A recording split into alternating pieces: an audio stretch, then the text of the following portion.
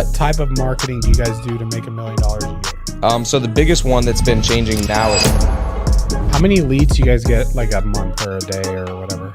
we're spending like 40 grand. It's probably somewhere close to 300 leads a month. With salespeople, I'm like, if you're not good, I don't even care about you at all. Like, Wow. I have no patience for you at all because how's it going, baby?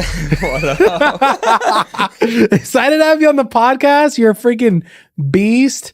Real estate investor, flipping houses, buying rentals, wholesaling all over Indianapolis, and Fort Wayne. Fort Wayne, yeah. Indiana. We just started doing it in Indianapolis, actually, so now we can say that. Yeah. So I guess for people who don't know who you are, can you give us your quick backstory?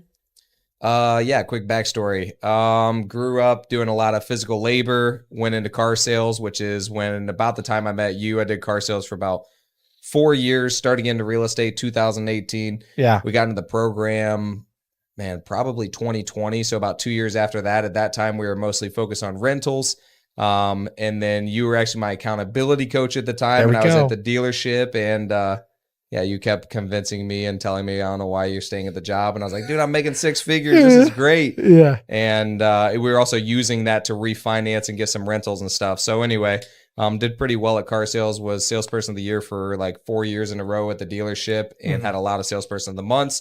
And then after getting the program, realized that there was a whole lot bigger of a game to play. And yeah, now we've been flipping, wholesaling, mostly just creating that business specifically from, yeah, what honestly you and Ryan said. Also, we got into Airbnbs because you tell us. Boy. It is so funny because like everything that you guys tell us. So Ryan's the reason that we got into specifically flipping. He's like, dude, you got to flip to make all the profit. Yeah. So we're like, okay, we'll flip and we'll make all the profit. Yeah. Now he's just wholesaling. And then you call, you're like, bro, Airbnbs are the best. And so I'm like, all right, we're going to do Airbnbs. And so honestly, the funniest part though is it's still working out on both of them. Flipping is still working out for us. Yeah. And Airbnbs are still working out for us. Okay, that's good. So either way, it's like, even though you guys both got out of it and now you have like, are saying different things, it did work out for us. So there you go. Yeah, we do a little bit of everything. We have about 80 rentals now. About 15 of those units are Airbnbs. They do well.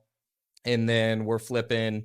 Dude, now last year we acquired like 240 properties like under contract, which is insane. Damn. So it's crazy. But yeah, I would say the interesting part, just to caveat that, which is the year before that, I think we did like 160 transactions, or not transactions, but contracts. And then we actually closed right around 100. And we made around the same as what we just made doing the 240. Why?